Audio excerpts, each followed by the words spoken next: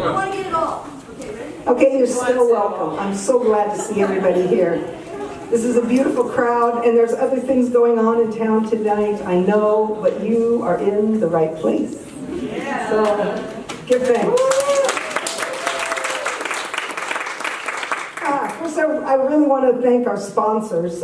We have our co-sponsors. We have Our Revolution, Lane County. Yay, give it up for them.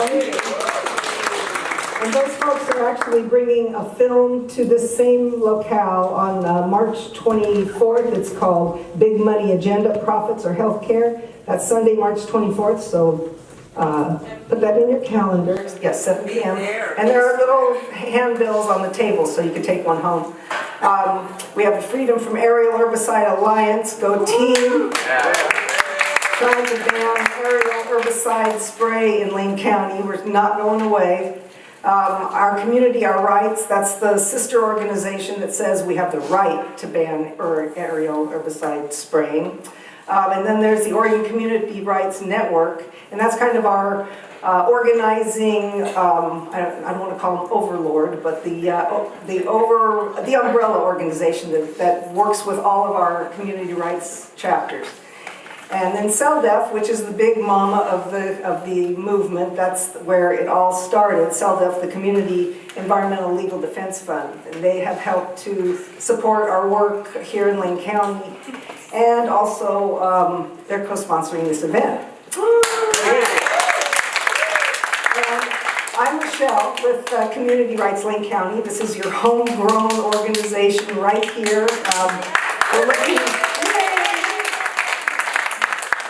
We're looking, of course, to grow and have more people be involved in our work. Please check out our table back there. We have really great books to read that will tell you about the community rights movement. We have bumper stickers and t-shirts. You can get one of these great t-shirts. We have pins that say challenge corporate power. Yeah. So please consider the table, go back to the table, and also you can find out the status of the local work, because I don't really want to talk about that tonight. That's not why we're here, but it is why you're here after the presentation. I'm also going to pass around the donation yogurt container. Yeah. Feel free, please help us. This event did cost a bit of money to put on, fully worth it, and we really appreciate your assistance. And also the sign-up sheet, is that moving around? Does somebody have the sign-up sheet? Great. Katie, you want to pass it around the crew here? Sign up. We send out updates, email updates, you won't be inundated, but they're important, they're good to get, so please sign up. Community Rights Lane County is part of an international rights of nature movement, and it includes Ecuador, Bolivia, Nepal, India, New Zealand, Sweden, England and Wales, Colombia, the Ho-Chunk Nation of Wisconsin, Mexico, the Ponca Nation of Oklahoma, Brazil, and the White Earth Band of the Chippewa Nation of Minnesota. Rights of nature is growing. And it used to be, in the early days of our organization, which was 2012, we didn't really talk about rights of nature because we thought people weren't ready for it. And now it's really on the lips of many people. It's not a strange concept anymore. More and more people are feeling comfortable talking about rights of nature. And so we're building a movement that actually establishes legalized rights for nature so that an ecosystem would really have standing in a court of law. We believe that our Mother Earth and all her creatures need to be advocated for. And that's, if they can't speak, we have to speak for them. So this is the time, and you're in the right place. And we've invited Frank to speak here because he comes from a traditional ecological knowledge base, and we have a lot to learn.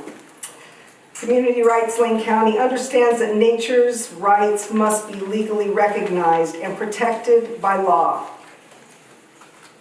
The perception of nature as property denies nature's inalienable right to exist, persist, and flourish.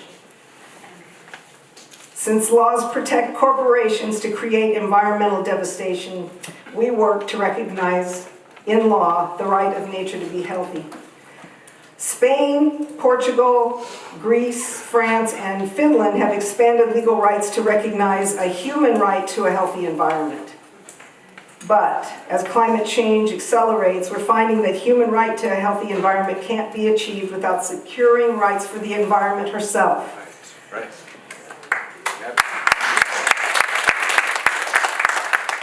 So we ask this question as community rights activists: why do corporations have more power and privilege to create harm in our communities than we have to protect ourselves from those harms?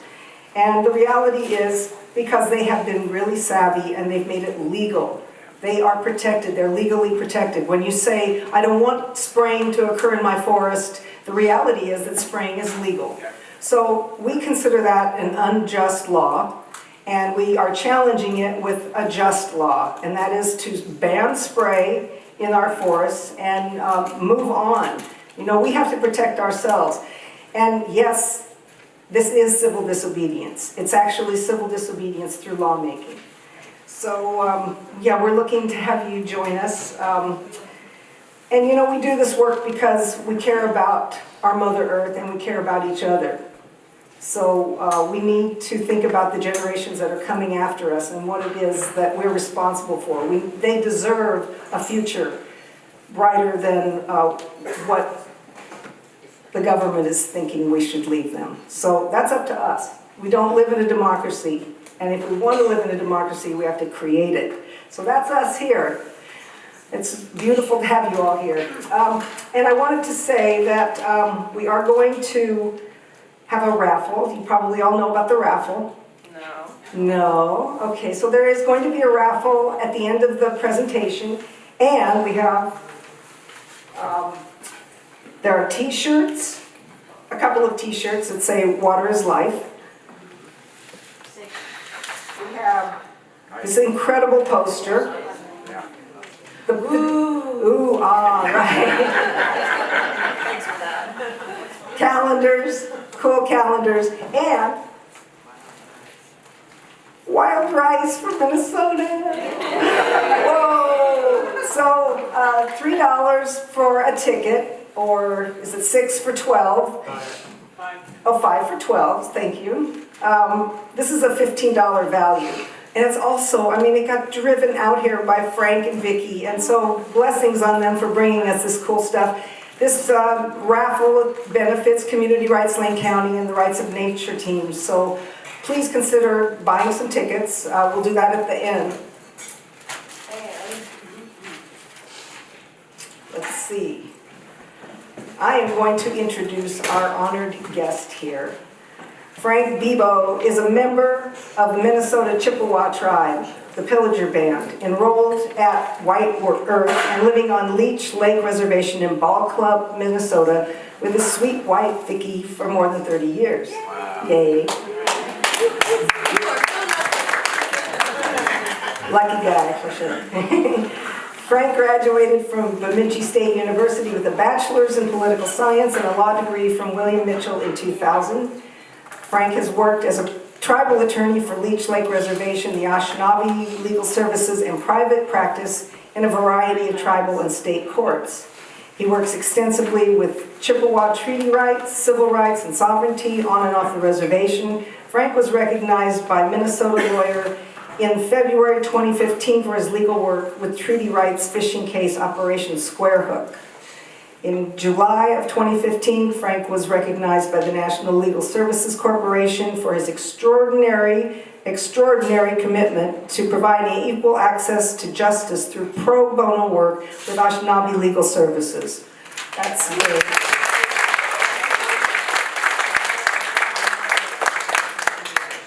He currently works with Honor the Earth, a native-led, nonprofit environmental protection group led by Walona Leduc, litigating to stop the proposed Sandpiper crude oil pipeline in Minnesota.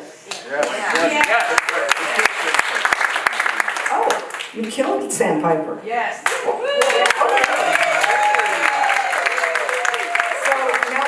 now Frank's working working on line 3, so they never go away, and neither do we. Frank is also executive director for the 1855 Treaty Authority, which is engaged in an exercise of off-reservation 1855 treaty rights to harvest wild rice at Hole in the Day Lake in August.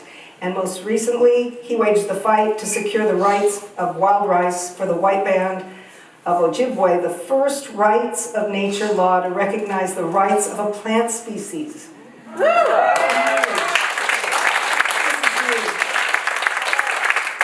So please, let's give Frank Bibeau a warm Eugene welcome.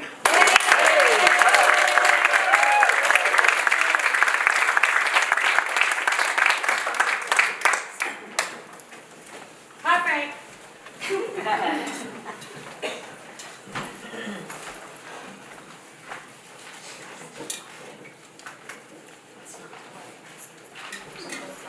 Make sure we get this right for everybody. We got like 3 microphones here. You good? Everybody else good?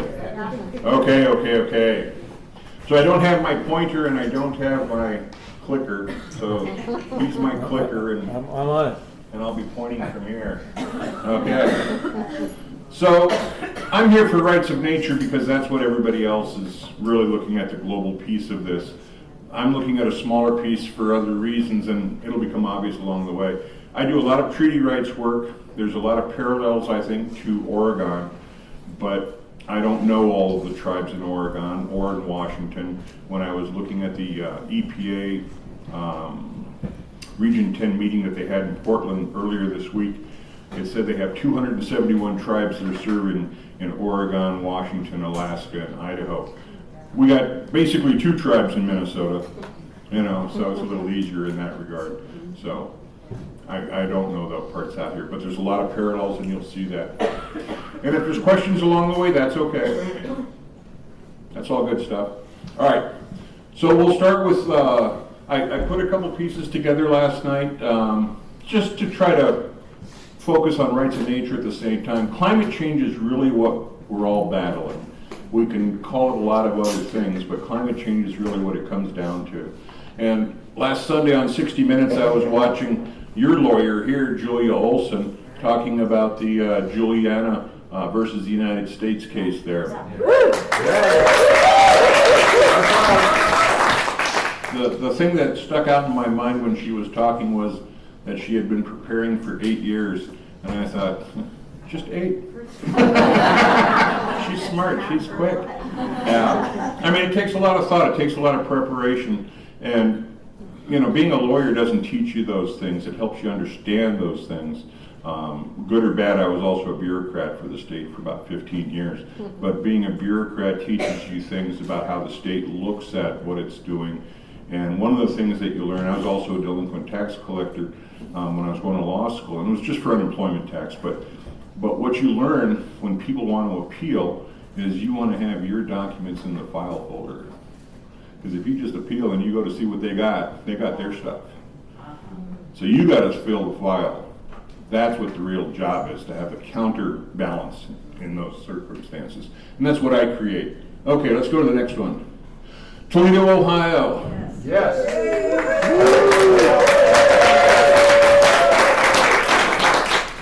When we were battling sandpiper and this started happening, this was the scariest thing for us in northern Minnesota, and the people in the Twin Cities, it just seemed to bounce right off of them. And we're like, the price of water has gone sky high in Toledo in 3 days. Does that not mean anything to you? And it's like, well, no, it's 500 miles away. So it's real easy to see what's meaningful and what's not meaningful. It didn't mean anything to anybody that I could see at the government level. And that's what's probably more alarming than anything else. And so you have to start thinking harder. All right. And this is another picture of it. It's just really amazing how much of an area of a Great Lake it can occupy. And I didn't study it very hard, but it's obvious that when this happens, you are without water for many purposes for a long period of time. For many purposes. I mean, it's just astounding. And I don't know that they've got a plan in place. I've never heard they've got a plan in place. I mean, the only plan I've heard about is what's happened at the ballot box, and that's kind of tragic. Okay. And this one I saw too. this was troubling for me in some ways because I like fishing, but I was glad to see it. And what I was looking for when I was pulling this up was about the big oil, because big oil has been fully aware of what they've been doing for a long, long time, and so is the government. And so that's what it comes down to.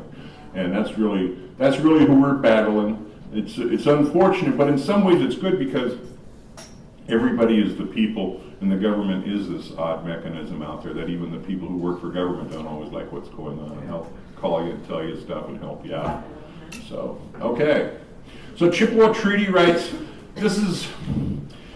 I use different terms, so I don't know what works the best. Reserved rights are the rights that you don't bargain away, and people aren't always familiar with that concept, especially when it comes to Indians. They know it for themselves real well. So if you're selling your house and your car's in the driveway, you're not selling the car with your house. And so when we traded land away, it didn't mean we traded everything away, and that's what we have to remind people of, is that the deals aren't what people always think they are. My buddy Keith Secola says those treaties are just bad receipts for broken promises. Yeah. That's about what they are. But the funny part is, if you know how they work, you can still collect on some of that stuff. But it takes time to figure it out because nobody teaches this. And for us, the Chippewa, we have 44 treaties with the United States. And so it's a lot more complicated. But that's in our favor sometimes too. It makes it harder for other people to follow up. Okay, so in the beginning, we started on the East Coast at the St. Lawrence Seaway, and basically we were guided through the Great Lakes to Minnesota and other places in the area where the wild rice grows on the water. So if I had my pointer, you'd see that long, treacherous going through of all those Great Lakes, and that was the journey that we took over a long period of time to get to what is now Wisconsin and Minnesota, a lot of Ontario and Canada. Technically, the Ojibwe were about 800 miles across and 1,000 miles north and south. And in northern Minnesota, we are called the Southern Ojibwe because so many Ojibwe are in Canada. So borders mislead your thinking a lot of times, and so you can't look at boundaries all the time for everything, but you need to know about them. Next. This is part of the migration story. I like this picture because it's a way of showing how we all traveled together and that we're all linked together. And that's really where everything starts. Okay. So the Louisiana Purchase, for those of you who remember that from school, that was like 1803, 1804. And so in reality, where we live up in northern Minnesota, and you can see where Lake Superior comes in and Lake Michigan, part of our territory was within the realm of the United States at the time, which wasn't exactly the United States at the time.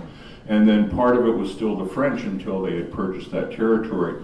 Where the very top of that curves, that's the Mississippi River, if you remember how the land deal went. And so they bought the west of the Mississippi from the French. The very top, that's the Mississippi River, this whole right edge. And at the top you can see where it starts in northern Minnesota and comes across and down. And I'll talk about that again in a little bit, but I just wanted you to kind of see that on a continental basis. Okay. So in northern Minnesota, to me it's the top of the world for a number of reasons. It's hard to believe, but 3 of the 4 North American watersheds meet in Minnesota. There's actually a meeting stone put by some other people before Columbus. I'm sorry. And so,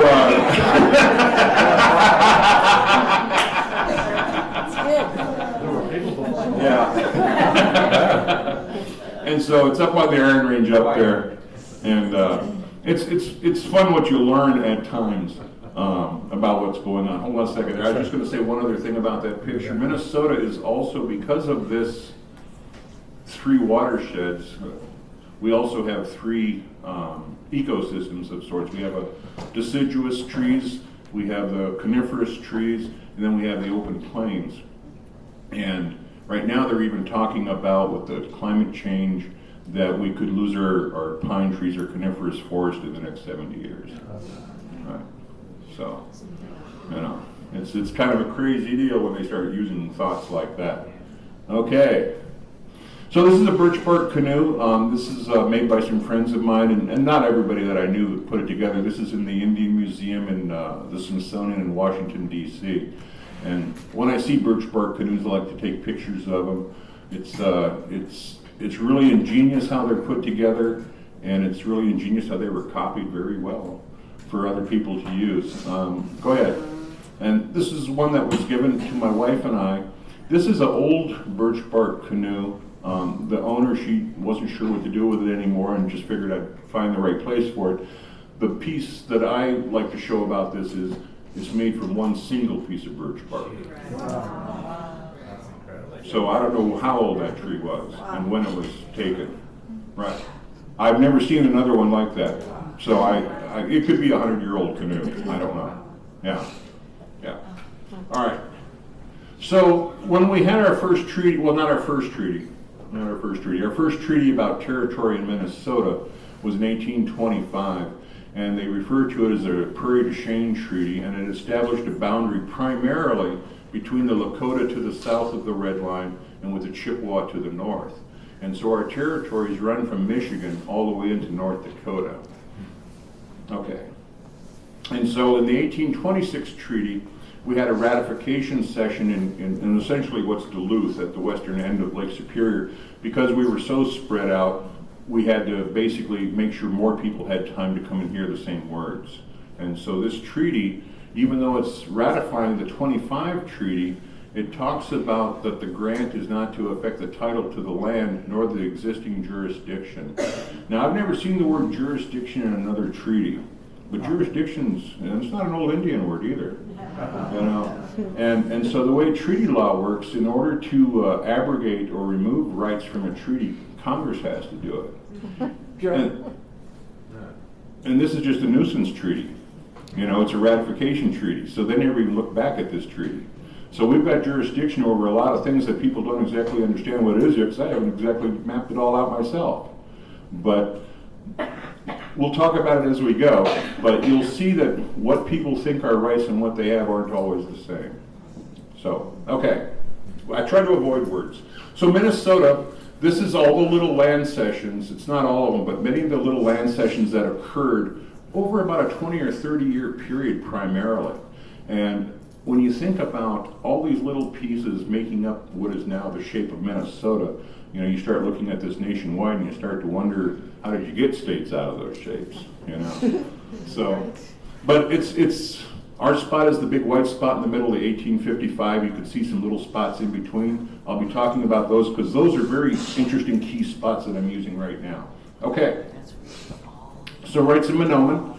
This is friends of mine. This is Todd and his father, Leonard. They're out at home today. This was August of 2015. We were out essentially doing a protest by the highway on 371 in our large tourism area.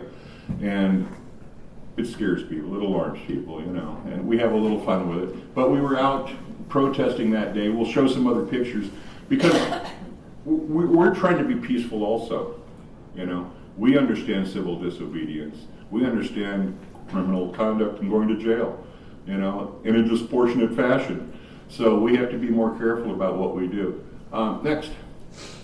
So this is a little continuity, a series of pictures of kind of how things have moved along. This is a fairly common picture in the Historical Society and also in the National Archives of one person standing in the back and the other person sitting in the front knocking rice. That's how I see it most of the time, but there's every variation. Sometimes the knocker sits facing the puller, sometimes the puller's in the front, sometimes, you know, it's just what people are familiar with and how they like to go about it. So. But they're all out getting rice the same way. Go ahead. So this is what it would look like from the front of the canoe. You don't even really see the knocker's head, but the canoe is going through and the rice is being laid over. You can go to the next one. So you see where the knockers come in. You basically, you're laying over the grains with one stick, and then you can tap them while they're over the canoe, so most of the rice goes into the canoe. And I say most of the rice because the plant is designed so that it spreads rice when you're harvesting rice. So we actually are doing much more to help out by going out and harvesting. Okay, and that's kind of what rice looks like. You can see the different colors. There's usually about 100 to 120 kernels at the head of the staff. It's an aquatic grain, so it's like wheat with that kind of a head. I was reading one of the articles recently about rights of Monoman, and occasionally you learn things, and they said that wild rice is the only native grain to North America. The only one. Yeah. Yeah. Wow. Yeah. Okay. So this was probably around 1950, I'm guessing. I was at the archives and taking different pictures. This would be a wigwam. You can see where you've got these giant sheets of birch bark, which are like big shingles or big plastic, and if you keep them stored right, you can just make your lean-to pretty darn quick, you know. And you can see where this, you know, this is, like I said, probably around the 30s or 40s looking at the attire, but they're still out and they're still gathering because it's still part of our life and our culture. Okay. So this was a couple of years ago. It's not really much different. You know, we go out in canoes and go out in pairs and get to the shore. And so these were some folks at White Oak. I was buying their rice 2 years ago at this landing. It was 7 miles from home. It's always nice. So, okay. So again, these are some of those older pictures. So here you see where the rice that's been harvested has been laid out, and basically, if you can use the sun and evaporation to dehydrate the grain, even 10-20%, you're going to save a lot on other work and firewood and things like that. Okay. And here she is again. She's finishing her rice in what we see as a wash tub nowadays. I've talked to people who've been in prison and things, and they teach finishing wild rice in barrels and different things. If you know what you're doing, you're just dehydrating things. But the real trick is to have it warm enough or hot enough and to keep it moving so it isn't burning. You know. Fire underneath that? Oh yeah, there's a fire underneath there. You bet.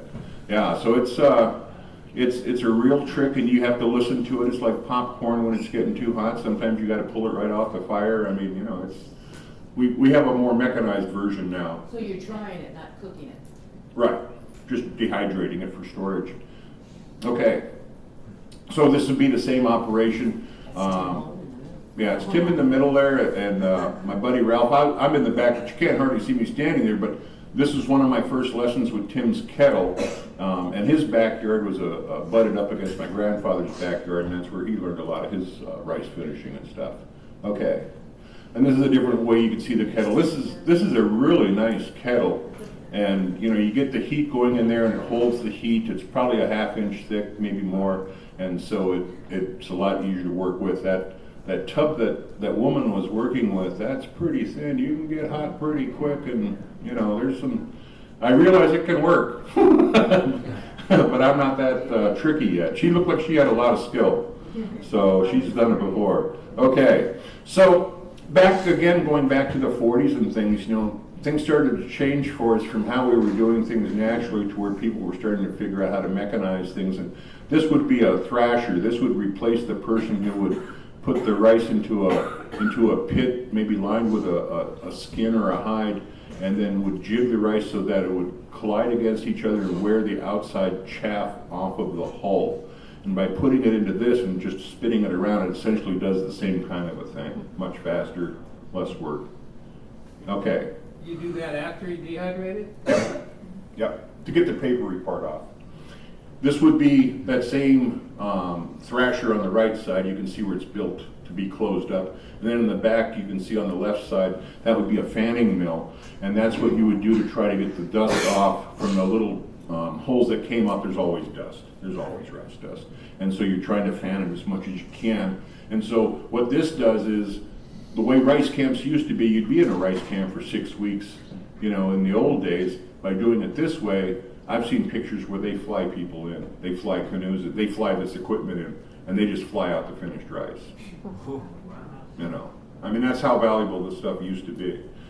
Okay, it's kind of there still, but it's a little shaky. So this is Tim's backyard, and that red building to the right is the same red building that was there in that other picture that I was in, or whatever, it was black and white. And I'm trying to work this out with Boys and Girls Club, because young people need to do this. I like the wild rice, I like the smoked fish, but I don't like to do the work. I just want the products, right? And so I know that I can find the right people. I haven't found them yet. It might be a young couple with a couple of kids or something like that. But the fish probably is more of an income because it's year round, where wild rice is just that one time of the year. Okay. And again, this is just kids' curiosity. When kids see how to make food, they're really intrigued about this. And fire and toys, you know, mechanics. I mean, it's all entertaining stuff in the big world. Okay. So this was put together for the sandpiper, but it's still the same route Normally, where that straight line comes across, it would go right down to where the red line ends at Duluth. And because the corridor is so Congested? thank you, couldn't get that C word out. So congested, they want to drop down. This is what they wanted to do with Sandpiper, where they were going to bring in the frack gas from North Dakota, but we were able to stop that. But we thought at the time it was a decoy path for Line 3 and for replacing other lines. So, and that's really what it is. So, but it's an interesting map to see how you can almost see where there's a line going through where the rice is gone. You know, the line coming through. Now they want to go through our prime territory again. And they don't even know how to fix what they've done in some ways already. We've had a lot of problems in Minnesota. It's a colonial mindset. Right. Everything's disposable and you can move on. Problem is we can't. We are stuck. Right. Okay, next one. Okay, so this was at Operation Square Hook, and this helped me learn a few things or teach a few things both. The federal government, they have a lot of money and a lot of things going on. They were trying what they call Operation Square Hook. Square hook being the squares on a net for gill netting fish. And people don't like us doing that, exercising our rights that way. And so these guys were also selling their fish because there are people who want to have a big fish on the wall that they never catch. But in a net, you can catch a lot of stuff. And people buy big fish. And so they had a 3-year, what they called a walleye poaching ring, because non-Indians who are capitalists are certain we're all in collusion working together. But we're all actually independents working against each other, trying to make the best deal without each other. And so they didn't understand what we call the trapper mentality. Where did you get that? I'm not telling you. So it's really kind of an odd thing. And so what I learned also was, because of a case up in Washington State, the Shemishkin father and son, they were running cigarettes from Coeur d'Alene, Idaho into the Yakima, and they got stopped by Washington State because they were selling their cigarettes without the state tax on it, the stamps. And in the Yakima Treaty of 1855, I think it's Article 3, they reserved the right to bring their goods to market on the public roadway. Those are words we would never think of in Minnesota because the roads were the rivers and everybody was using our transportation mode. So we didn't have to reserve a mode of transportation at the time. Now I would say we have a reserved right to bring our goods to market on the public roadway because they've dammed up our rivers and they've made it so we can't use them, and we have to use the roads out of necessity. So you learn from other cases from that. In that case, the Lacey Act is a 100-year-old case, and the federal government thought that they could get to us through our treaties, but our treaties aren't like the treaties out here. Our treaties were meant to be out getting beavers and harvesting a lot of animals and still being in the international marketplace at the time in the 20s and 30s and 40s of the 1800s. And when you get out here, the resources are a lot more scarce. You see where the people are using these long poles to get fish out of the rivers and stuff, in the customary and usual places. Well, those customary and usual places, they're a few miles apart from each other. So it's really weird how that works out, but the treaties out here are the other language that they have. In fact, I'll tell you the story in a different way. If you lived in Washington, as white people, you'd have treaty rights. Really? How do you like that information? So in the Treaty of 1855, I think with the Puyallup and some other tribes, they refer to the extraordinary circumstances where the rights to fish are held in common with the citizens of the state, the citizens of the territory or the United States, because food and fish was that scarce that they wouldn't let the Indians have the sole right to some of these places. So when you look at these treaties, you can start to figure out what the dynamics are, because they wanted us getting food for the railroads and the loggers in Minnesota. We were the grocery store. So they wanted us out doing commercial activities. Where here, it was a whole different dynamic. Okay. So State civil jurisdiction. This is Public Law 280, and I wanted to show you guys this because there's a lot of similarities between Oregon and Minnesota. If you look at Minnesota, and this is on the civil side, not the criminal side. On the civil side, Minnesota, it's all Indian country inside the state except for Red Lake. Oregon, it's the same thing except for Warm Springs. So I understand what's going on out here with Public Law 280 already because Warm Springs is going to be just like Red Lake. And Wisconsin, who's adjacent to us and where the pipelines go through, is going to be just like Minnesota. And California is going to be just like Oregon. So you've already got a partner adjacent to you through Public Law 280, through the Indians. Right. Right. It's a whole different dynamic. So I don't even look at state law hardly ever because state law doesn't help. It's meant to slow you down, distract you, and make you quit. You know? So this is important stuff.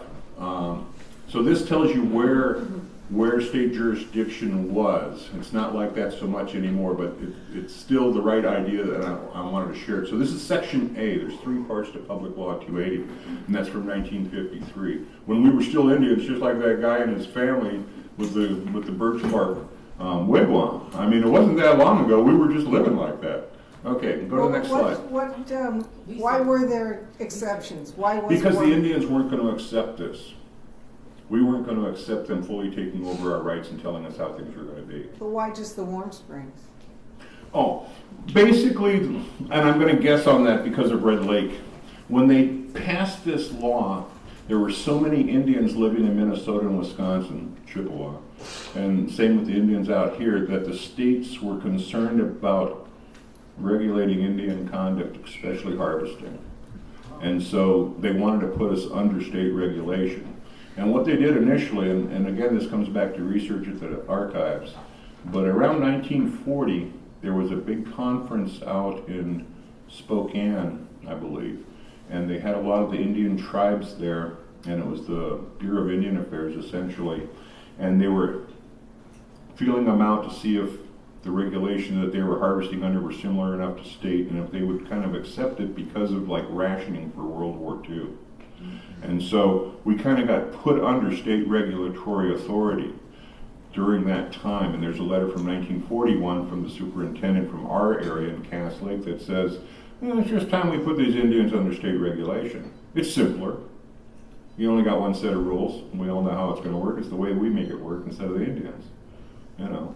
And so that's what they did. And if you look at time after that, you know, you got the Korean conflict, you got McCarthyism, you know, you got termination of Indians and everything else going on. And it isn't until about the 60s where we started figuring out what some of our rights are, and they started coming up with self-determination and things like that, self-governance. So we've been struggling through a lot of problems just to even be stable enough to work on our rights, you know. But I'm still not understanding why just Warm Springs. I mean, we have Umatilla. Oh, yeah. I'm sorry. No, you're right. And so what happened was they said that because we were, and I don't like to tell the story this way because people always used to go bad with it, but they referred to us as being lawless because we didn't have a legal system in place that they could see how it worked and what our laws were. And so they said that you also need a legal system to decide issues between Indians on reservation and things like that. And that was like imposed on us in that sense, because they wanted us under their regulation one way or another. Minnesota thought they had us cold. They have had no idea that what they were given was about half of what they thought they got. And let me tell you, it's hard for them to give it up. It is hard. You know, one of the things that I figured out in law school that I tell people about, and it's bad and good, it's all in how you look at things, but with the concept of civil forfeiture, if you're familiar with that, you drink and drive too many times, you take your car, things like that. And so civil forfeiture, when you go to law school, is what we refer to as a legal fiction. Because it's really what it used to be the punishment for driving conduct, because it became considered excessive punishment under the Constitution. It's now a civil remedy for some people. And so what I figured out was if you only have limited civil jurisdiction, then how are you taking cars from Indians on the reservation? And nobody could tell me the answer. They told me I was wrong. That they told me, but they couldn't tell me how. And so the first case I went to once I got out of law school, the judge said the legislature can't have it both ways. And so they had to give us the car back. And I started getting cars back, and I started figuring out that jurisdiction is really the key, because jurisdiction is the right to decide. So what you're saying is that Red Lake and Warm Springs have their own jurisdiction within the state and within the And reservation. a forum for dispute resolution. They're kind of their own nation. Well, we all were. Yeah. But they had a dispute resolution. They had the Court of Indian Claims at Red Lake, and I'm going to bet they had a Court of Indian Claims at Warm Springs. Even though it wasn't our structure, they recognized it as a legal dispute resolution structure. The one that they wanted us to adopt, of course. Yeah. Okay, so Part B says what the state doesn't get. They never read Part B. Part A is what they get, and that's all they ever read. And so it says that there's nothing to authorize the alienation, encumbrance, or taxation of real or personal property, including water rights. Now, in Minnesota, I never looked at that water rights very much because we got so much water and everything else. But when I started working with DAPL and KXL and the scarcity of water, and I kept reading what the states were doing to supposedly comply, and I kept thinking, this isn't what Public Law 280 says. And I pulled it out and I said, oh, the words including water rights are missing. The state was actually trying to get jurisdiction over our rights to trick the feds into letting them have jurisdiction, but it didn't work. And so it's really kind of a funny deal when I started realizing the authorization, they don't have any authorization, much less inconsistent with federal treaties, agreements, or statutes, or any regulation in place. And so they don't read this. The next one's even better. This is Part C. And this is really what goes back to 1953, when the Indians were willing to accept some of this imposition. There had to be a mechanism in place for us to establish our own rights and essentially preempt the states. That's what this does. And so this is what I've built the rights of Monoman from. This is a federal law. And it's supported by a federal law. Well, a state doesn't have any right to enforce or disobey a federal law. They don't even have any standing or jurisdiction in a federal situation. It cuts them right out of the picture. They don't like it. Right. So my job is to take away people's right to even tell me what they think. I mean, in a sense, that's what it is. It's like a Robin Hood, but a little different. So this is what I'm using, and I'll there's more to come. There was a professor, an adjunct at Mitchell Hamlin in Minnesota there, and I think her name was like Angelique Eaglewoman, and they were interviewing her about the rights of Bibeau, and it's just ancient law. You're just codifying it and putting it into words so other people can see it. And that's what's going to be the difference. We are using law that is so old and so basic that it flies right under the radar of all these, bells and whistles and fancy things. Is that maritime law? Well, no. But it would be a concept like that because it's so unique that if you don't fit the circumstances, you can't apply it. And if you're not familiar with it, you don't know how to defend yourself. Nobody knows how. That's right. Right, so I'm one of the few who actually understands what's going on, and I'm the one who's making the decisions about how it's going to go. Enbridge doesn't even know what it's getting into yet. Whoa. And they don't even have standing to argue this because the only people that have water rights would be the state and the feds and us. Right. This could be hard for them to stand on the sideline. It's all interesting stuff. Go ahead, next one. So the Bill of Rights, Congress, no power. This is kind of the first and the fourth. Freedom of speech, freedom of press, the right to be secure in your persons and house and papers and effects. I put these up here because of DAPL. One of my friends that I work with Honor the Earth, Tara Husko, was talking about when she was at DAPL. She said, I wish we would have had the Fourth Amendment rights to be secure in our dwellings because they treated them like they were nothing. And so I'll explain how I'm protecting that also here in a moment. Excuse me, go to the next one. Okay, so powers of... Dennis Banks, who just recently died. If you don't know Dennis was in AIM for a long time. Dennis is from Leech Lake, 20 miles over from where we are. Clyde Belcourt and Vernon already passed on. They're enrolled at Whiter. A lot of the people that you hear about with names, they're right from where we are. We're fighters. We've been fighters for a long time. Okay, So this was our hole of the day protest. You can see my wife there in the middle. Dennis is actually just above her. There's all kinds of people out there. And we're at a landing in Nisswa, Minnesota, where the name of the lake is Hole in the Day, which is after one of the chiefs who signed the 1855 treaty. And the city of Nisswa has this big sign that says you're not allowed to use the lake, can't harvest rice, can't put boats on it and everything. And the thing that they don't understand is the city has no rights whatsoever. You know, and so I started letting them know that we're going to be coming down there for this protest, and I was emailing with like the city clerk, and I'm not getting any responses, you know, and they're like afraid. And so I used to work for MnDOT too, and so I know that you could do anything by the road if you let them know ahead of time and you fill out a permit. So I filled out a permit that we were going to be beside the road, and they said, what kind of signage are you going to use? And I said, well, we'll have some orange signs out there to help people don't swing around. You know, it doesn't matter what they say, because all you need is an orange sign. You know, I mean, it's not the same as what they want you to believe. All right.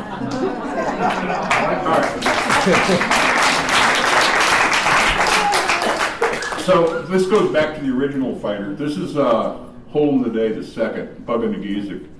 And Bug, he died around 1916, and that was when they did when they finally did all the platting of Leech Lake Reservation. So it's probably the right time for him.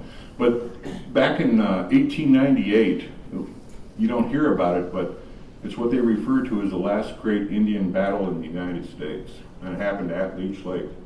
And it happened because people kept trying to take timber, even though we had made treaties and there were places they weren't supposed to cut. They weren't supposed to cut on the reservations and everything else. They were still doing that. And so Bug, he was a partying guy, and he'd get picked up once in a while, and because of bootlegging or knowing bootleggers, and Indians weren't supposed to have alcohol. And so they'd take him to Duluth. It's like 100 miles away, and they'd hold him there as a witness or wait for witnesses, and then nobody'd show, and they'd let him go. And he'd have a 100-mile walk back to Leech Lake. And so back in 1898, I believe it was November, I think it was like the 4th or 5th, which was pretty darn cold, almost wintertime for us. And the cavalry came up because they wanted to get Bug, and they came up to the spot on the lake that isn't on the reservation. And they had like barges, you know, with the cavalry, and there's like 100 of these guys. And one of the captains, they said he was just sour grapes because he wasn't hired. And he said, I told those guys, are you sure you got enough guys to go over there? You know, because they didn't know how many Indians there were. And so they floated across Leech Lake against the wind and everything else. Well, the runners were able to get over to federal land before then. And so they knew, and everybody went down and hid out in the woods and all. And the soldiers came to the shore, I guess, and they thought they took over the camp, and supposedly they had their guns in little tripods, and one fell and went off. And when it went off, a lot of guns went off, and people got killed. And so there were 6 soldiers that died that day, and one of them was a Colonel Wilkinson, and we have a little spot on 371 called Wilkinson. People don't know why it's called Wilkinson, but it's for that colonel who died. And so Bug and Nagizik, these soldiers had these new rifles after the Cuban War or something, and they didn't know how to use them. A bunch of them were new recruits. And so when you look at Bug, he has 2 necklaces of the empty brass cartridges from those rifle shells. Oh, wow. And he would be in parades wearing all of this gear because he was a local folk hero.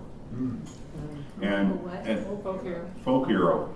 Now, when they had this battle of sorts, the very next day the chiefs went out to the local towns and to the local newspapers and said, look, we've asked you to stop. We've asked you over and over. And the towns thought it was on, man. They thought the Indians were coming out for real. And it was like, leave us alone. We've tried to talk to you, we've tried and tried and tried, and you just don't listen to the words. You know? And we're still at that same point. So, this is the same game for us. Okay. Now this is another thing about the press. You guys probably know who he is, Derek Jeter. So they were in Minnesota for the playoffs in I think 2014, and somebody hung a banner, which is fun for people who are younger than me. I took credit for as long as I could, but nobody believed me. But when that happened, we were not prepared for the web traffic that came, and we were overpowered. You know, it's amazing how many people were watching baseball and didn't know what that banner meant and wanted to know. Wow. You never know what's going to trigger people's brains and curiosity. Yeah. Okay. So, and this one I like to show. This one, I did the work because you can see me there protesting in Brainerd, but actually we didn't appeal the Sandpiper. A couple of the other groups did. But Brainerd's on the Mississippi. We came to protest, and so Brainerd remembered us. Wow. Yeah. Yeah. So you never know. That picture was a year old, you know. But they know who's in the fight. Okay. So right to travel, use, and occupy. Those words appear in a number of treaties. They didn't appear in our treaties, which made it kind of new for me when I started looking at the Sioux treaties from 1851 and 1868, because I've seen a lot of maps that refer to use and occupancy, but they were used to try to rip us off and say you weren't using this territory, so we shouldn't have to pay the full value for it, things like that. And so in the Lakota treaties, the Sioux treaties, they refer to the right to travel, use, and occupy. And actually it's the undisturbed right to travel, use, and occupy. Now, of course, they took some of that away from them. So this is, I don't know what lake this is on. This could be on Mille Lacs Lake, but you know, how do you travel? That's how we traveled. Go ahead. Okay, so you're familiar with the rights to travel, and they go back a long, long time. Every creature on the planet of nature that isn't rooted travels. Who regulates that? Okay, next one. Okay, so this is the code I created. This is the second code that I created under Public Law 280C, the right to travel, use, and occupy traditional lands for water. And it's for spiritual places and cultural purposes. These are the magic words from the Indian Religious Freedoms Act. So we are practicing our religion by protecting the water and protecting the wild rice. Yes. And we're telling the state that you can't interfere with our rights because that's what federal law says. And our laws aren't inconsistent. We just haven't criminalized the right to gather, the right for free speech. You know, we haven't criminalized drumming or singing, you know, like they did in the Dakotas. You know, and so they've got a whole other thing coming. They don't have any idea. They've got these bases that they've built up, you know, to watch for us and get prepared and all. And one of my buddies who doesn't know it yet, Randy Goodwin, he's the executive director at White Earth now, but he was the head of public safety for White Earth for about 10 years. Before that, he was a highway patrol for Minnesota for 30 years. He knows everybody. So he's the guy I'm going to put in charge of making sure that everybody knows this. Cool. Right? He doesn't even know yet. But he will. He will. He will. And he's going to smile about it. He loves what I'm doing. You know? So it's real low-level stuff. All right, go to the next one. So I wanted to show you some other kinds of maps. I don't have my pointer, but all the maps that I've seen, because these are our maps with right to travel. These are birch scrolls. And so they all, as far as I know, I haven't seen anything different yet, they all end at Leech Lake. And so it's hard to tell me that Leech Lake isn't the center of the universe. For water. For everything. For everything, you know? So when you look at these maps, there was somebody up in, I think, Calgary that figured them out. Because they knew they were Ojibwe, but they didn't know what they really meant. And they realized after a while that they didn't really have anything to do with the Canadian Ojibwe. And then they were trying to figure out, because the lake always ends up goofy, because Leech Lake's a goofy looking lake anyway. And so they thought maybe it was Red Lake for a while, but then they realized that there weren't those kinds of rivers. And so then someone figured out that it was from Leech Lake, and then figured out that these go all the way out. So I'll explain the map as best as I can from sitting here. So when it comes out of Leech Lake, and that was right by Bear Island where Buganagizik lived, you see the first big river that comes down, that's actually the Mississippi River. And if you look at it, the Mississippi River has a line where it's not the primary river or route. It's coming into the primary river. We understood that Leech Lake was the big river. But white explorers who get paid to go out and find the source, that's too easy. Let's check the Mississippi. And so they went way back, way back. So as you come out, we live right by where the Mississippi and the Leech come together. And then there's two squiggly lines. And what the person said was that those were snakes and they represent false rivers. Well, the Ball Club River, where we live in Ball Club, is only a mile long, and it goes from the Ball Club Lake to the Mississippi, and depending upon how high the dam is, the water can flow either way, so it's not really a river to anywhere. And you go to Deer River and you look at the Deer River, it's on one side of the road, but man, it ain't on the other side of the road, is it? It just disappears into the brush, into the wetlands. And so they're false rivers. So then when you come around, the next place down on this map is actually the Sandy Lake, and there's a little line that comes down in a circle, and that's showing you that it's another lake, and then there's a line going up. And that would be the river going upstream and the river that goes into the Mississippi. Well, where that river stops going up, that's a portage. It's the Savannah portage.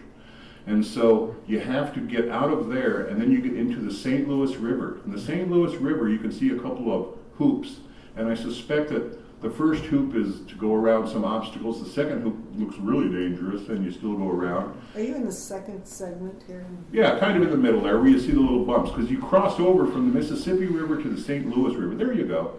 And so you can see as you come out, and if you're not familiar with Minnesota, it's not as obvious, but Park Point is that long point that comes down. And on a lot of Minnesota maps, you see this point, and it's on this map, and that's where Fond du Lac used to be. So as you come across the lake here in Michigan, and you can go that way if you want, or however, you can see where the Apostle Islands are, you can see where Copper Point is, and you can see where the lake narrows, and it goes in through Sault Ste. Marie. Okay? And go to the next one. Next slide. Next slide. And you can start on the left again. So you can see where Leech Lake is drawn goofy Did I again. do that? Now go to the other one. Yeah. Let's see if I can. So Leech Lake to the left. Yep. So it's goofy. And they're all goofy. There's nobody draws these things the same. And you don't need to, because that's the end. When you get there, somebody else will tell you where you need to go. You don't need to know that part. So you see it coming out, you see where the Mississippi comes in, but it's not the primary river. And you can see those other two false rivers, but they're not primary.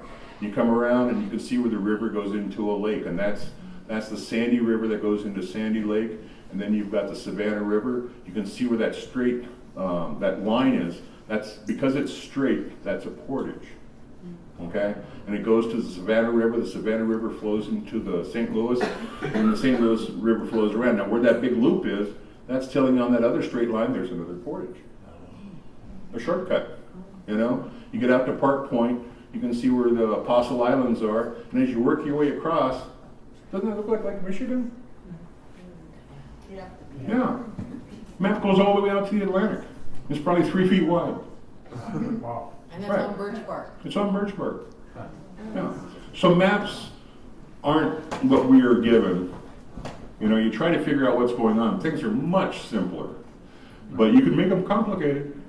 All right, let's go to the next one. All right, so these are some of the original reservations from the 1855 treaty. And that's that same white territory that I was talking about at the beginning. And so right at the southern end, you see Mille Lacs Lake and a little yellow and all. There's a red box. That's Gull Lake. That's where we were when we did the Hole in the Day protest. The next reservation up is Rabbit Lake. It's on the Mississippi River. The next reservation up is Sandy Lake. We were just talking about that and the connection all the way out to the Atlantic Ocean. Next reservation up is Pokegama, and that's at Grand Rapids. And then the next ones would be up at Winnebagosh and at Cass Lake. And those are all on the Mississippi River. And so we expected to always be able to use the entire river system. That was our expectation. Okay? So go to the next slide. So what I'm arguing is when they relocated us to Leech Lake and then relocated us to White Earth, the headwaters of the Mississippi is right adjacent to White Earth, and it goes through our other relocation reservations and all the way down. And so what I'm arguing is we have one large 250 or 300 mile Mississippi property right.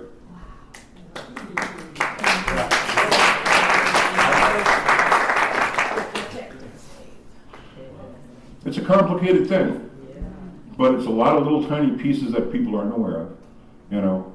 And I'm not too worried about it because it's all old stuff, so it's not like, you know, I have to hide it. But it's really slick how water rights, you can define your water rights. You know, you've got the federal laws and the state laws, but we have our own laws. So I can define whatever I want if I go about it within the boundaries. And I haven't done that one, yes. What's the blue line? That's the Mississippi River, Okay. joining all those reservations. They referred to us in the treaties as the Chippewas of the Mississippi because we were in that drainage, in that watershed. And then the ones that were over to the east, those are the Chippewas of Lake Superior. Duh. Does the Mississippi start then in this? Yep, right there Okay. beside White Earth. Yep. And so because we haven't done anything to damage or pollute it, and we're at the top and everything else, we think we can claim that as well as anybody else. Right. And so what I read said traditions heretofore or hereafter. Right. That's a pretty key word. Right. Right. Think it up. Yeah, Right. I'm good at that. Right. Me too. Me too. The trick is to keep it within boundaries that people go, well, I guess that's okay. They don't know what it means later. It's going to be a lot more meaningful later.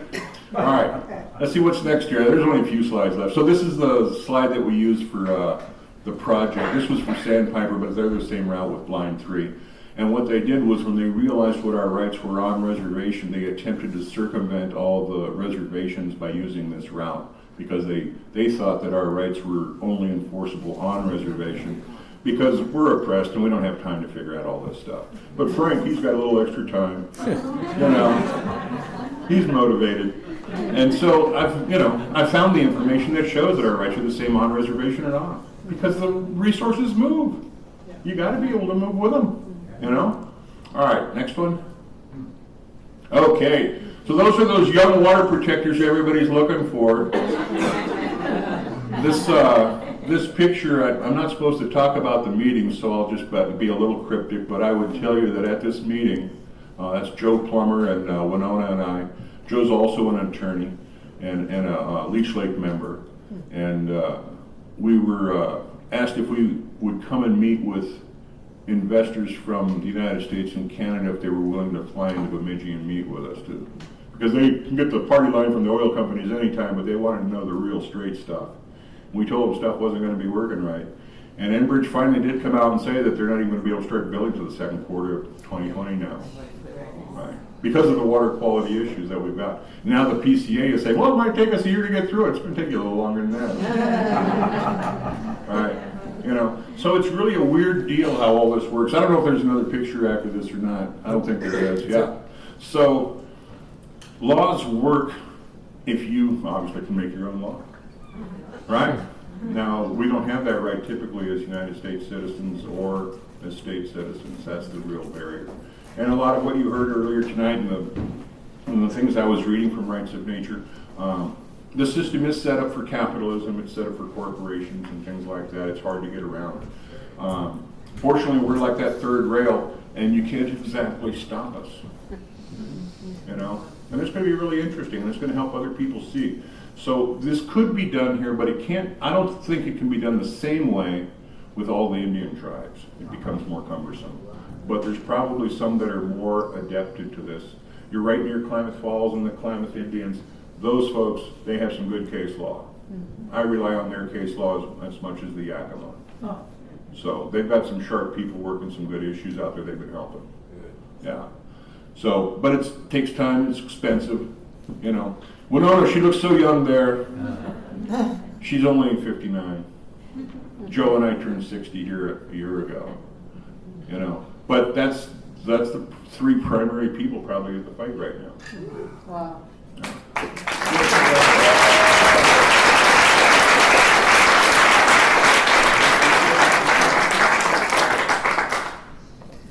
So what about questions? Can we do that? Oh, sure. And how do we handle that with all you You videographers? wave money. The one that's got the biggest bill, I point to. How do we do that, Marshall, with the mic to get We don't have trade. Well, we could just move it over here and people could. Oh yeah, you can come up here and face your peers and ask them. Okay. Anybody got questions? Go ahead, shout them out. I'll try to repeat them. Go ahead. So Public Law 280A says that Oregon is all Indian country?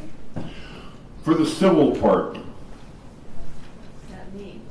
Well, you got criminal laws and civil laws, and basically the simple way of saying it would be you can't go out and kill someone, everybody goes to jail for that usually. Regulatory law would be like a stop sign and we're supposed to stop, but if you go through, you might get a ticket. If you're the ambulance, you turn on your lights, it's not even a violation of law. So it's regulated conduct versus criminal conduct. That's barring everybody, it's prohibited for everybody. So I'm just wondering, we are having 5G cell antenna rolled out in the city. What? Hold on. I don't know those acronyms. 5G? It means 6 billion hertz to 100 billion hertz and millimeter waves. Okay, they're putting It's the new phone system. Okay. Okay. Mhm. And they're putting it throughout our city every 500 feet. Wow. Okay? I do not know if nature will survive it. So do those Douglas fir and cedar trees and rhododendrons that were originally here, do they have rights? Rosebud is already doing rights with the air, and they're doing rights with signals, you know, radio and TV signals and things like that. They're setting up their regulatory system for that purpose. So that would be a good place to look at case law then? It would be a place to look at how they've set up a law to try to either assert their sovereignty or jurisdiction, either in parallel or in competition with the state or the federal government. Has that been tested in any way? Not that I'm aware of, and those guys would like me to help them figure that part out. So anyway, this is a major issue. I mean, Yep. 3G and 4G, 2G causes frontal lobe damage in mice. It causes cancers of many organs. It causes lymphomas in female mice. It causes multiple issues with plants. And so now we're going to, like, way over the top. Human beings resonate about 120 hertz, and plants are not much different. Okay, we're going to 6 to 100 billion hertz. Sure. So just so you know, we have been approached by folks who are concerned about 5G, Community Rights Link County, in terms of creating an initiative where the people could vote about this. It's a long-term route, but we have been approached, and you might want to talk to one of us about that. I'm just thinking that the rights of the plants that were native to this area, if Oregon is under the jurisdiction under civil law.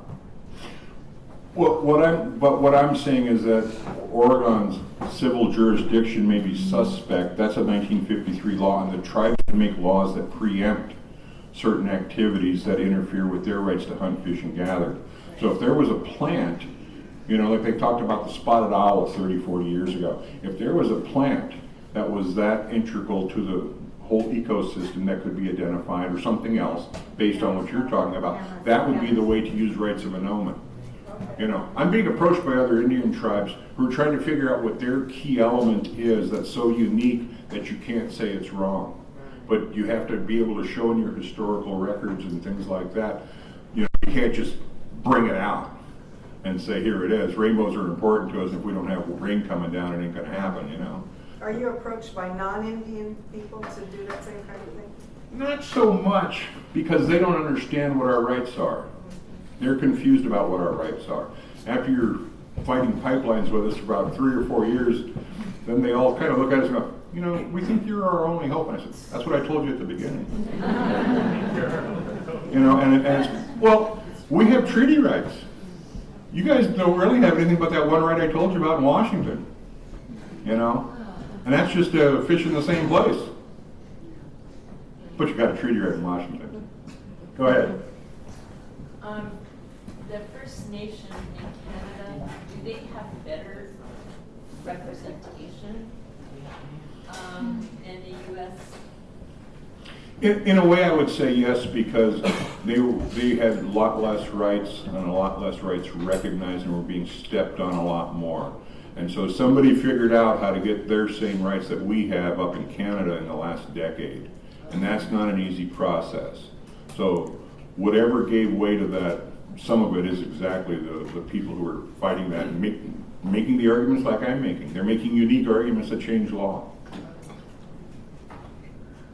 Go ahead.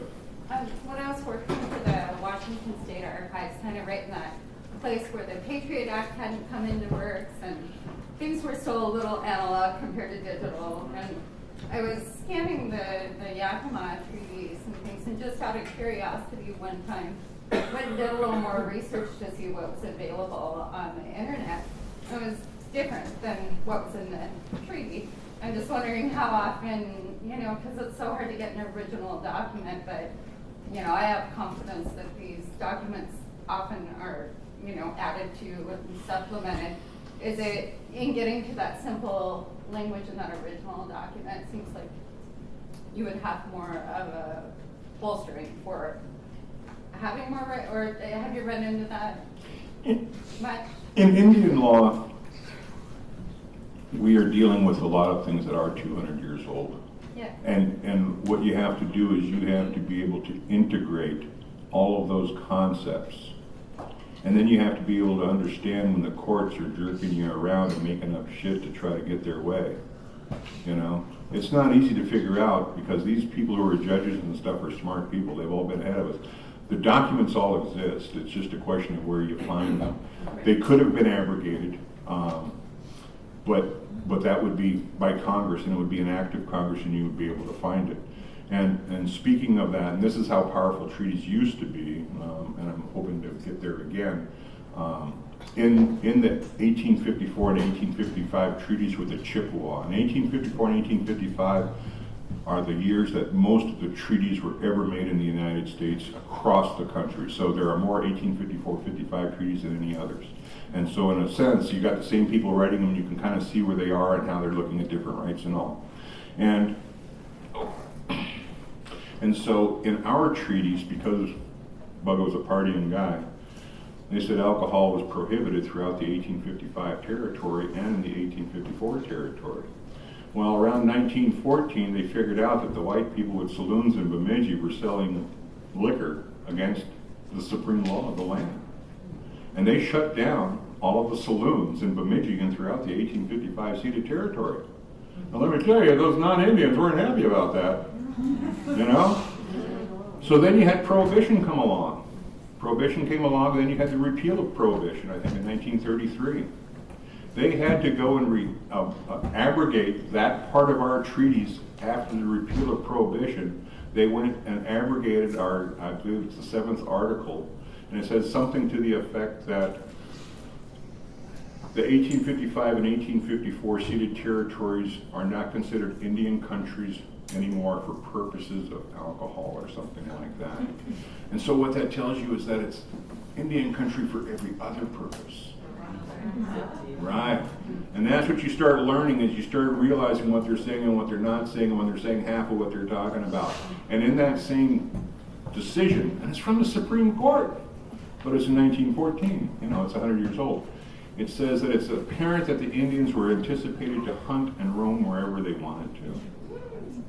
They understood it then, but they've been trying to take those rights from us because they're economic, And so in Minnesota, in the 54 territory, they pay the Indians there to not exercise their off-reservation commercial harvesting approximately $15 million every 2 years. And that's probably 5,000 Indians, Lake Superior bands. We're 20,000 Indians. And then you got the Red Lakers, it's another 10,000 Indians. That's 30,000 Indians who could be out commercial harvesting in territories where we're in dispute with our rights.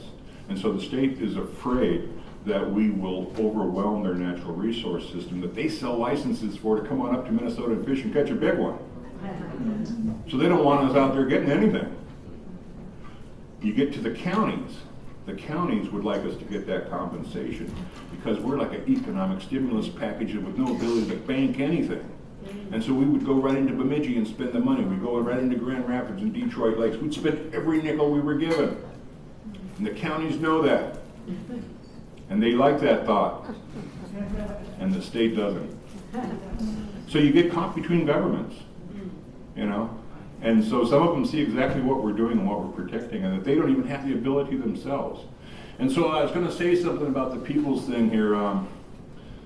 Michelle made me think of something here. So Winona had a protest in Bemidji in August, and there were some people that came in from all over. Tops of Sierra Club and different people came in to protest. And while it was all fun, they all got cited for disorderly conduct, which is a criminal charge. And most of those people were non-Indians, and there were a few Indians there who know what I do. They were trying to get me to defend their treaty rights to go out and protest, and I said, that's a secondary issue to getting your treaty rights understood and respected first. But when we went to court, the judge who was there, Judge Melby, he used to be a clerk for the judge that he replaced. We won't go into that story, but it's a good one. But so he was up there, and they put all the cases on for Friday afternoon on November 2nd. I didn't really know, because I don't do that much criminal work anymore. And there were, I think, 27 or 30 people that were there. I was representing, I think, at least 17 of them, because that's what the judge said. He was surprised. And so when we go in, you know, they got security, they got metal detectors, and, you know, I noticed that they had a couple more dudes than they normally do, because, you know, you go into courthouses, you see how things work. And when we went into the courtroom, there was a couple extra bailiffs in there, you know, and nothing really got out of line, but the judge, you know, he's looking around in the courtroom, and he realizes that they're all people just like you guys sitting here, you know, not rabble-rousers in town. He's never seen them before. It's like, I don't know any of you guys. You've probably never been in trouble before. And it's like, he's stunned. There are people in the clergy sitting there, and he realizes that what they thought was this big, rowdy, you know, water protector, whatever, you know, terrorism, was just your neighbors. And that shocked him. And so as we're talking about things, I was trying to get a 6-month stay of adjudication for everybody, which means if you haven't had trouble, you only have 6 months of behaving yourself, and then it goes away like you were never convicted. And so that was the deal that I had negotiated for everybody. Not everybody wanted to take it, and that's fine. You know, I understand that part. The judge, partway through the case proceedings, he says, you know, he says, you guys are plugged in, you're ambitious, you guys could be out doing community service for each other and working off your fines that way. And so he made it so everybody could work off their fines without having to pay the county by working with the other groups that were in the same courtroom. And so one of the guys says, well, you know, I run the place, and he says, well, then go to some other place and have them sign off, don't sign off on your own stuff. You know, and the judge said, you know, normally we don't have anything good happen in court, because adoptions are in. And he was amazed, you know. So the legal system isn't prepared for what's coming. All they hear is what they see on TV and all the bad things, you know.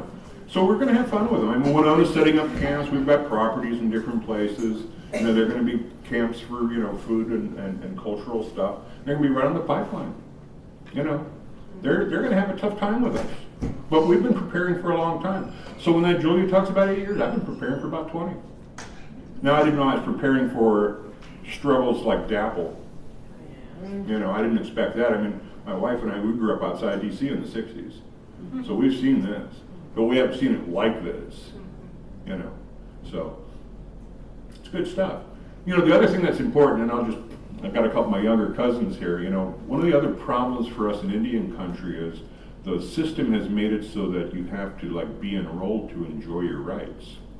And that's not really was any understanding at the times of the treaties. When Flatmouth made the treaties, he expected that everybody would be able to go out and hunt, fish, and gather in the following generations.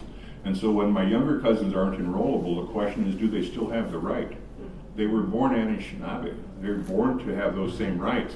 They just don't have the blood quantum that the federal government has assigned them to their roles to try to say this is only the people that can qualify. We have the right to say who that is. Yeah. And so there's a lot of stuff coming that's going to change how this is, you know, but we have to have time because we get distracted by a lot of other problems with poverty and stuff. Do you feel like the courts are more receptive now to tribal law than they have been in the past? They are in Minnesota. Corey Wawasik came up to Leech Lake. She was working with me for a while when I was at the legal department, and then she became a judge. Very experienced person. And she's now become a judge in Itasca County there in Grand Rapids. And so they have, I'll call them co-sessions on some of the diversion programs for youth. Down in Ramsey County, or Hennepin County, which is our largest county and largest Indian population, when I used to do CHIPS cases for out-of-home placements and things, Hennepin County would let White Earth come down and hold court down there because the tribal members didn't trust the city courts or the state courts. And we just wanted to get the kids to the right place and get the parents rehabilitated. You know, it doesn't matter who's making those other decisions. And so they figured that out right away because they had such a caseload they couldn't keep up with. It's always when you got too much going on, you can't handle it, you're willing to take some help. But until then, you think you're in control of everything. You know, and that's how it works. You know, so it's a necessity. So when I come into these courtrooms, and I don't go in so much anymore, but when those judges see me, they know there's something wrong on their docket.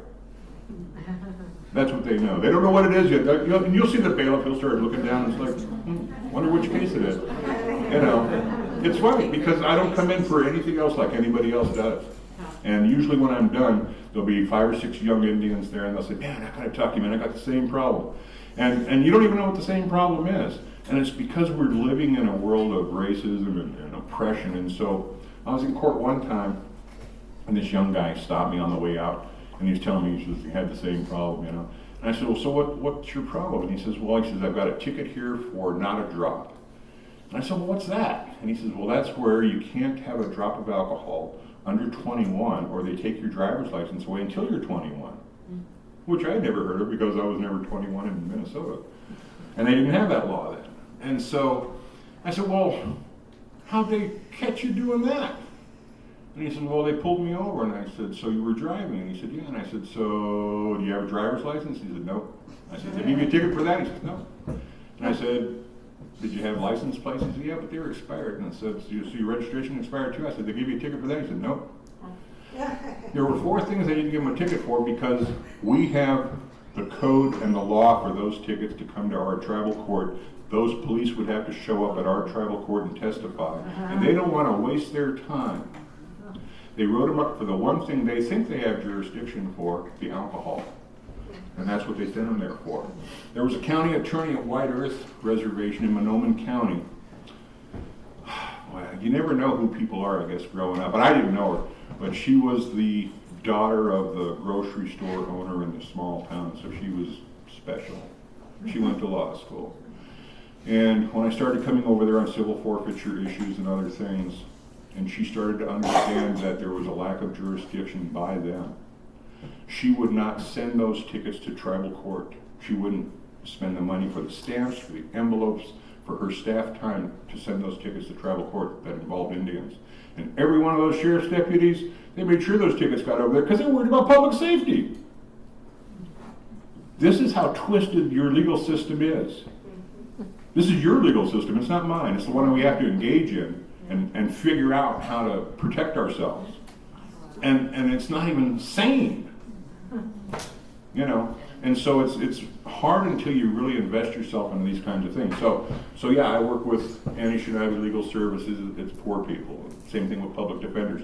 If you don't understand what's happening to the poor people who can't even have time to complain to really what's happening, how they're being fleeced, then you're not even aware of what the real problems are in the world. Because everybody who's got money is just happy-go-lucky. You know, for the most part. So the reason we brought you here, we're non-Indians. We're working within the courts of Lane County, who get it wrong every time when it comes to us. They get it wrong. It's not that we're messing up, our courts are getting it wrong. But we brought you here because you're feisty. You know, you inspire us. It's not easy to get rights for the Monoman, you know, where you are. That wasn't easy, even though you have a different court system and different tribal treaties to work with. But you persevere, and I mean, that's what we have to do. That's our job. We're inspired by you, and we won't go away until justice is done.